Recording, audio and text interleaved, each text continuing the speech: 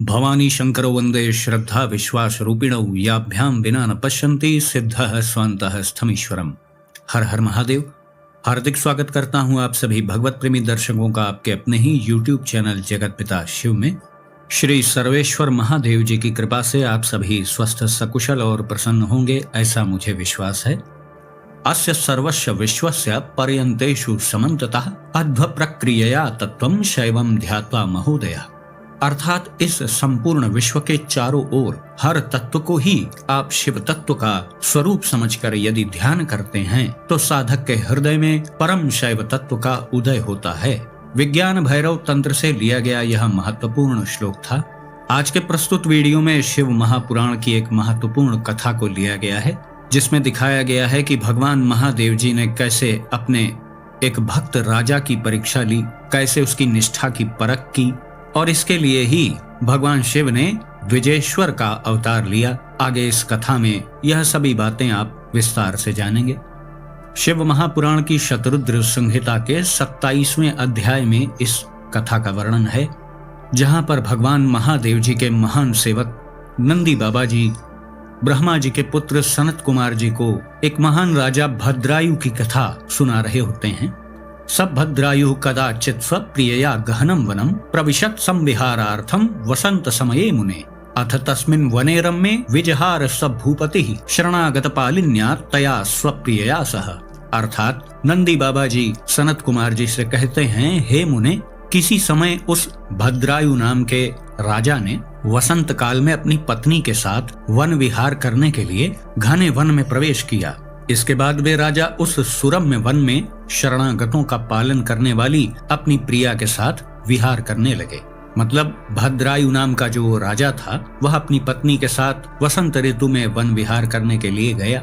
अथ तद्धर्म दृढ़तां प्रतीक्षन् परमेश्वरः लीलां चकार तत्रैव शिवया सह शंकरः शिवा शिवस्य भूत्वा उभौ तद्विने द्विज संपत्ति व्याघ्रं मायामयं कृत्वा विर्भूतो निज लीलया। अर्थात तब उनके धर्म की दृढ़ता की परीक्षा करने के लिए माता पार्वती जी के सहित भगवान शिव ने वहीं पर एक लीला की। शिव जी और माता पार्वती जी द्विज दंपति यानी एक ब्राह्मण ब्राह्मणी का वेश बनाकर तथा अपनी लीला से एक मायामय बाघ को यानी व्याघ्र को बनाकर उस वन में प्रकट हुए। मतलब भगवान शिव जी और माता पार्वती जी ने एक ब्राह्मण ब्राह्मणी का वेश बनाया और माया से एक वहां पर बाघ को बनाया।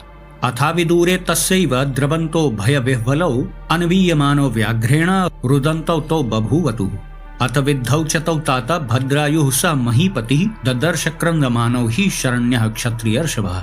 अर्थात फिर वे दोनों द्विज दंपति यानी वह जो ब्राह्मण ब्राह्मणी का वेश भगवान शिव और माता पार्वती ने बनाया था, वो दोनों जहाँ राजा विहार कर रहे थे वहीं से थोड़ी दूर पर व्याघ्र द्वारा पीछा किए जाने पर भय से व्याकुल होकर दौड़ते रोते चिल्लाते हुए राजा के समीप पहुंचे।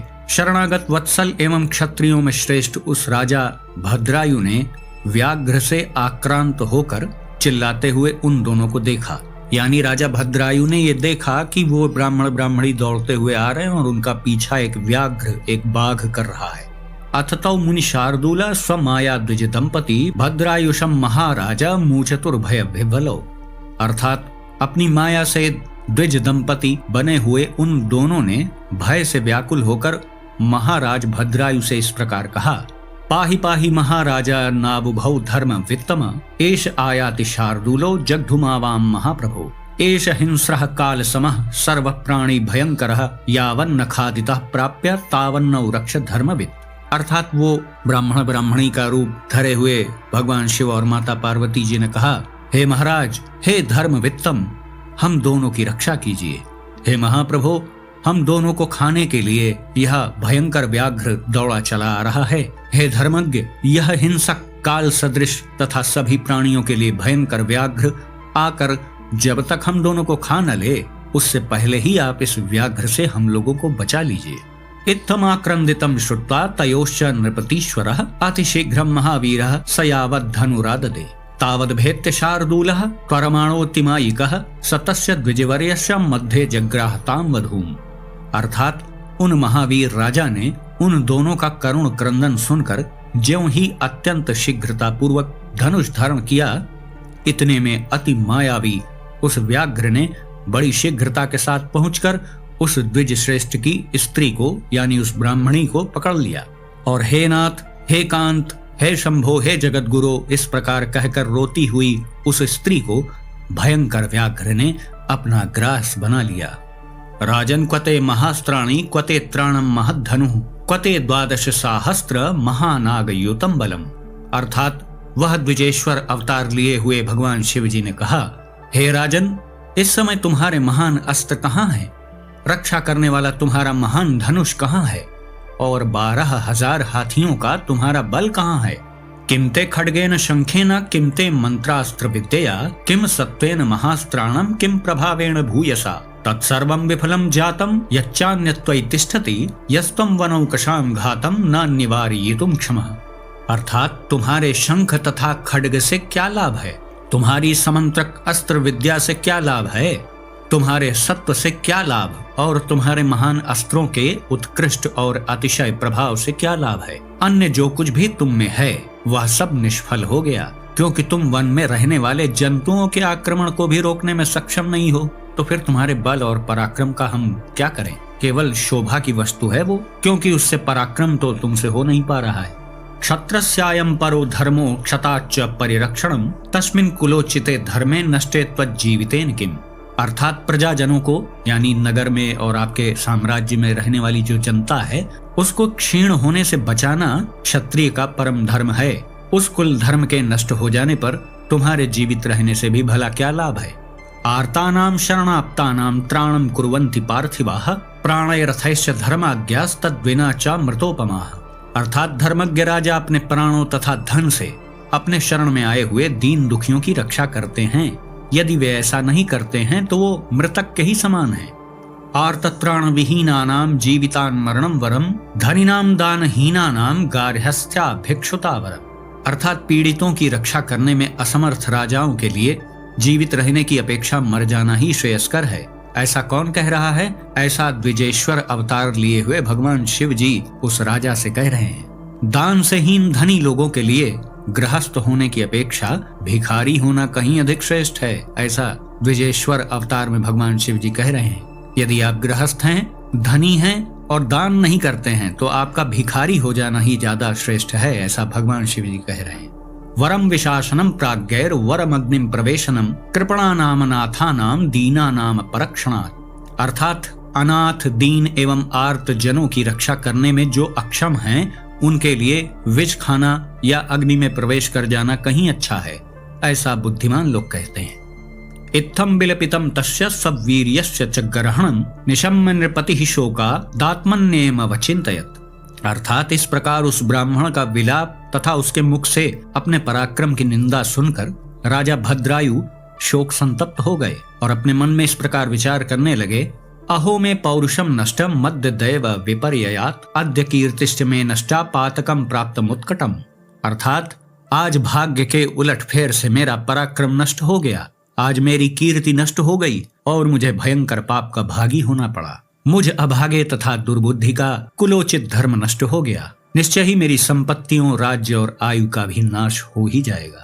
अद्य चैनम द्विजन्मानम हत दारम शुचार्जितम हत शोकम करिष्यामि दत्वा प्राणान अतिप्रियान। अर्थात अपनी पत्नी के मर जाने से शोक संतप्त इस ब्राह्मण को मैं आज अति प्रिय प्राणों को देकर शोक रहित करूंगा।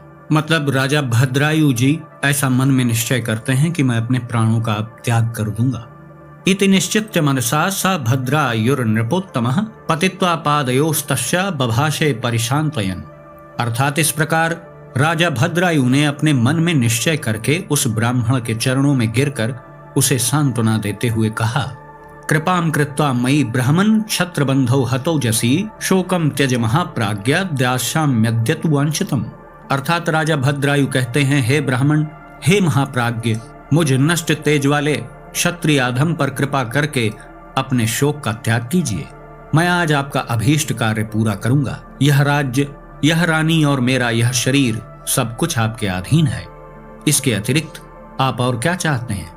इसके उत्तर में वह ब्राह्मण बोलते हैं, किमादर्शेन चांदस्य किम ग्रहेर्भक्ष जीविनः किम पुस्तकेन मूढ़स्य निस्त्रीकस्य धनेन किम। अतोहम हत पत्नी को भुक्त भोगो न करहिचित इमाम तवाग्रमहसिम कामये दीयतामिति। अर्थात वह ब्राह्मण बोलते हैं, अंधे को दर्पण से क्या लाभ है, भिक्षा से जीवन निर्वाह करने वाले को घर की क्या आवश्यकता है, मूर्ख को पुस्तक से क्या लाभ है और स्त्रीहीन पुरुष को धन से क्या लाभ है। इस समय मेरी स्त्री मर चुकी है और मैंने कभी काम सुख का उपभोग नहीं किया, अतः मैं आपकी इस पटरानी को आपसे मांगता हूँ, इसे मुझे दे दीजिए। यानी वह द्विजेश्वर अवतार ग्रहण किए हुए भगवान शिव जी, उसने ऐसी बात राजा से कही कि अब मेरी क्षतिपूर्ति तभी होगी जब आप अपनी पटरानी को मुझे दान कर दें। देखिए, इतनी विचित्र शर्त रख दी गई। फिर राजा बोलते हैं, दाता रसांत वित्तस्य राज्यस्य गजवाजिनाम आत्मदेहस्य कस्यापि कलत्रस्य न करहिचित। अर्थात राजा भद्रायु बोलते हैं, पूरी पृथ्वी के धन का और राज्य, हाथी घोड़े तथा अपने शरीर का भी दाता तो हुआ जा सकता है। यानी अपना धन, जमीन, राज्य, वैभव, हाथी घोड़े, धन दौलत, ये सब तो दान किया जा सकता है, किंतु अपनी स्त्री का दान करने वाला तो आज तक कहीं नहीं सुना मैंने। ऐसा राजा बोलते हैं। फिर ब्राह्मण बोलते हैं, आस्ताम ब्रह्मवधम घोरमपि मद्य निवेशनम तपसा विधमिष्यामि किम पुनः पारदारिकम। अर्थात वह ब्राह्मण बोलते हैं, मुझे घोर ब्रह्म हत्या तथा मद्य पीने का महापाप ही क्यों न लगे, मैं उसे तपस्या से नष्ट कर लूंगा। मतलब वह बहुत पहुंचे हुए ब्राह्मण थे, ऐसा वो प्रदर्शित कर रहे थे। वास्तव में तो वो शिव जी का ही अवतार थे। तो वो आगे कहते हैं कि जब ब्रह्म हत्या और मद्यपान करने के पाप को मैं कोई महत्व नहीं देता, तो भला पर स्त्री गमन का पाप कौन सा बड़ा पाप है, इसको भी मैं तपस्या से अपने नष्ट कर लूंगा, कोई बड़ी बात नहीं है, ऐसा वो ब्राह्मण कहते हैं। अतः आप मुझे अपनी यह स्त्री प्रदान कर दीजिए, मैं दूसरा कुछ भी उपाय नहीं चाहता हूँ, अन्यथा भयभीतों की रक्षा करने में असमर्थ होने के कारण आपको निश्चित रूप से नरक की प्राप्ति होगी, ऐसा वह द्विजेश्वर अवतार लिए हुए शिव जी कहते हैं। ब्राह्मण की इस बात से भयभीत राजा विचार करने लगे कि भयभीत की रक्षा न कर सकना महान पाप है, इसकी अपेक्षा तो स्त्री को दे देना ही ज्यादा ठीक लग रहा है। अतः श्रेष्ठ ब्राह्मण को अपनी स्त्री प्रदान कर पाप से मुक्त हो शीघ्र ही मैं अग्नि में प्रवेश कर अपना प्राण त्याग कर दूंगा, ऐसा करने से मेरी कीर्ति भी बची रहेगी। इति निश्चित्य मनसा समुज्ज्वाल्य हुताशनम तमाहूय द्विजम चक्रे पत्नी दानम सहोदकम। अर्थात मन में ऐसा विचार करके राजा ने अग्नि प्रज्वलित करके उस ब्राह्मण को बुलाकर जल लेकर संकल्प के साथ अपनी पत्नी का दान उस ब्राह्मण को कर दिया। इसके बाद स्वयं स्नान करके पवित्र हो देवेश्वरों को प्रणाम कर उस अग्नि की 3 बार प्रदक्षिणा करके समाहित चित्त हो उन्होंने शिव जी का ध्यान किया। तमथाग्निम पतिष्यंतम स्वपदासक्त चेतसम प्रत्यषेधत विश्वेशः प्रादुर्भूतो द्विजेश्वरः। अर्थात इसके बाद द्विजेश्वर ने, यानी वो ब्राह्मण ने, साक्षात शिव रूप में प्रकट होकर अपने चरणों में मन लगाकर प्रज्वलित अग्नि में गिरने को उद्यत हुए उस राजा को रोक दिया।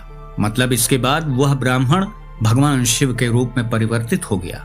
फिर भगवान शिव ने उस राजा को अग्नि में गिरने से रोक दिया। अब आगे भगवान शिव जी के स्वरूप का वर्णन देखिए कैसे किया गया है शिव महापुराण में। तमीश्वरम पंचमुखम त्रिनेत्रम पिनाकिनम चंद्र कलावतंसम प्रलंब पिंगाशु जटाकलापम मध्यान्ह सद्भास्कर कोटि तेजसम मृणाल गौरम गजचर्म वाससम गंगा तरंगोक्षित मौलि देशकम नागेंद्रहारा वलिकंठ भूषणम किरीट कांचंग्य दकंकणोज्ज्वलम। 5 मुखों वाले, 3 नेत्रों वाले, पिनाकी, मस्तक पर चंद्रकला धारण करने वाले, लंबी एवं पीली पीली सुनहरी जटाओं से युक्त, मध्याह्न काल के करोड़ों सूर्य की भांति तेज वाले, मृणाल के समान शुभ्र वर्ण वाले, गज चर्म को धारण किए हुए, गंगा की तरंगों से सिंचित शिरह प्रदेश वाले, कंठ में नागेंद्र हार रूप आभूषण धारण करने वाले, मुकुट, करधनी, बाजूबंद तथा कंकण धारण करने से उज्जवल प्रतीत होने वाले, त्रिशूल, खड्ग, खड्वांग, कुठार, चर्म, मृग, अभय मुद्रा तथा पिनाक नामक धनुष से युक्त 8 हाथों वाले, बैल पर बैठे हुए और कंठ में विष की कालिमा से सुशोभित उन शिव जी को राजा ने अपने सामने प्रकट हुआ देखा। ततोंबरा द्रुतम पेतुर्दिव्याः कुसुम पृष्ठयः प्रणय दुर्देवतूर्याणि देव्यश्च न नृतुर्जगु। अर्थात तब आकाश मंडल से शीघ्र ही दिव्य पुष्प वृष्टि होने लगी, देवताओं की दुंदुभियां बजने लगीं और अप्सराएं नाचने लगीं तथा गाने लगीं। ब्रह्मा, विष्णु, इंद्रादि देवता नारद आदि महर्षि तथा अन्य मुनिगण भी स्तुति करते हुए वहां पहुंच गए। तदोत्सवो महानासीत् तत्र भक्ति प्रवर्धनः सति पश्यति भूपाले भक्ति नम्री कृतांजलो। अर्थात उस समय भक्ति से विनम्र हो हाथ जोड़े हुए राजा के देखते देखते ही भक्ति को बढ़ाने वाला महान उत्सव होने लगा। भगवान सदाशिव जी के दर्शन मात्र से राजा का अंतःकरण प्रसन्नता से खिल उठा। अश्रुपात से सारा शरीर आर्द्र हो गया, शरीर रोमांचित हो गया। तब वे हाथ जोड़े गदगद वाणी से शिव जी की स्तुति करने लगे। ततस्य भगवान राज्ञा संस्तुतः परमेश्वरः प्रसन्नः सह पार्वत्या नाम वाच दयानिधि। अर्थात इसके बाद राजा के द्वारा स्तुति किए जाने पर पार्वती जी के साथ प्रसन्न हुए दयानिधि भगवान महेश्वर ने उनसे कहा, हे राजन, मैं आपकी भक्ति से अत्यंत प्रसन्न हो गया हूँ और आपके धर्म पालन से तो और भी प्रसन्न हुआ हूँ। अब आप अपनी पत्नी सहित वर मांगिए, मैं उसे दूंगा, इसमें संशय नहीं है। मैं आपके भक्ति भाव की परीक्षा के लिए ही ब्राह्मण वेश धारण करके आया था और व्याघ्र ने जिसे पकड़ लिया था वे साक्षात देवी पार्वती जी ही थीं। तुम्हारे बाणों और शूलों से आहत न होने वाला जो व्याघ्र था वह माया से बनाया गया था और मैंने आपके धैर्य की परीक्षा के लिए ही आपकी स्त्री को भी मांगा था। प्रभु का ऐसा वचन सुनकर उन्हें पुनः प्रणाम कर तथा उनकी स्तुति करके विनम्र होकर वे राजा भद्रायु अपने स्वामी शिव जी से कहने लगे, एक एव वरो नाथ यद भावान परमेश्वरः भवतापा प्रतप्तस्य मम प्रत्यक्षतांगतः। अर्थात राजा भद्रायु कहते हैं, हे नाथ, मेरा एक ही वर है जो कि आप परमेश्वर ने सांसारिक ताप से संतप्त मुझको प्रत्यक्ष दर्शन दिया है। हे नाथ, हे प्रभु, फिर भी यदि आप अपनी कृपा से वर देना ही चाहते हैं तो मैं वरदाताओं में श्रेष्ठ आपसे यही परम वर मांगता हूँ कि हे परमेश्वर, हे नाथ, हे महेश्वर, अपने माता पिता के साथ तथा अपनी स्त्री के सहित मैं आपके चरणों का सदा सेवक बना रहूं, सदा आपकी सेवा में ही तत्पर रहूं। इतना महान वरदान उस राजा ने मांगा। इसके बाद राजा की जो पत्नी थी उसका नाम था कीर्ति मालिनी, वह भी आनंदित होकर अपनी भक्ति से शिव जी को प्रसन्न कर उत्तम वरदान मांगने लगी। रानी कहती हैं, चंद्रांगदो मम पिता माता सीमंतिनी चमे तयोर्याचे महादेव तत्पार्श्वे सन्निधिम मुदा। अर्थात महारानी जी कहती हैं, हे महादेव, मेरे पिता चंद्रांगद और मेरी माता सीमंतिनी, इन दोनों के लिए प्रसन्नता पूर्वक आपके समीप निवास की याचना करती हूँ। यानी वह महारानी जी अपने माता पिता के लिए वरदान मांग रही थी। भक्त वत्सल पार्वती पति प्रसन्न होकर उन दोनों से ऐसा ही हो यानी तथास्तु कहकर और इच्छित वर आदि प्रदान करके क्षण भर में वहां से अंतर्ध्यान हो गए। राजा भद्रायु ने भी प्रीति पूर्वक शिव जी की कृपा प्राप्त कर अपनी पत्नी कीर्ति मालिनी के साथ अनेक विषयों का भोग किया। इस प्रकार अव्याहत पराक्रम वाले राजा 10,000 वर्ष पर्यंत राज्य करके पुत्र को राज्य का भार देकर शिव जी की सन्निधि में चले गए और राजर्षि चंद्रांगद तथा उनकी रानी सीमंतिनी भक्ति से शिव जी का पूजन कर शिव पद को प्राप्त हुए। अंत में नंदी बाबा जी सनत कुमार जी से कहते हैं, हे प्रभु, इस प्रकार मैंने आपसे शिव जी के श्रेष्ठ द्विजेश्वर अवतार का वर्णन किया जिससे राजा भद्रायु को परम सुख प्राप्त हुआ।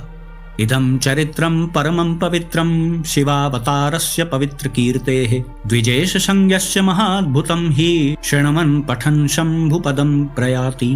अर्थात पवित्र कीर्ति वाले द्विजेश संज्ञक शिवावतार के इस परम पवित्र तथा अत्यंत अद्भुत चरित्र को पढ़ने तथा सुनने वाला शिव पद को प्राप्त होता है, ऐसा शिव महापुराण कह रही है। य इदं शृणुयान् नित्यं श्रावयेद्वा समाहितः नश्चोतति स्वधर्मात् स परत्र लभते गतिम्।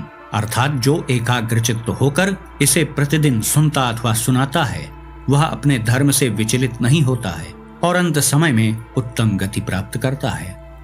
तो इस प्रकार आपने इस कथा के माध्यम से देखा कि भगवान शिव ने किस प्रकार से राजा भद्रायु की परीक्षा ली और राजा भद्रायु भी कितनी श्रेष्ठता से उस परीक्षा में उत्तीर्ण हुए, भगवान शिव से उत्तम वरदान प्राप्त किया, उनकी पत्नी को भी उत्तम वरदान प्राप्त हुआ और अंत में सभी को भगवान शिव की अखंड भक्ति प्राप्त हुई और उनके लोक में गमन करने का अवसर मिला। तो मैं आशा करता हूँ कि इस कथा से आप सभी को भगवान शिव के प्रति समर्पित होने की प्रेरणा अवश्य मिलेगी। शिव महापुराण के अंतर्गत ये अति महत्वपूर्ण कथा थी। यदि वीडियो आपको पसंद आया तो इसे लाइक करें, अपने मित्रों बंधु बांधवों के साथ शेयर करें। कृपया इस चैनल को भी सब्सक्राइब करें और बेल आइकन को भी अवश्य प्रेस कर दीजिएगा। तो भगवान श्री द्विजेश्वर महादेव जी से मैं ऐसी प्रार्थना करता हूँ कि वो आप सभी को सदा सुखी, स्वस्थ और ऊर्जावान बनाए रखें। मिलते हैं अगले वीडियो में एक नई और उपयोगी जानकारी के साथ। तब तक के लिए आप सभी भगवत प्रेमी भक्तों को हर हर महादेव।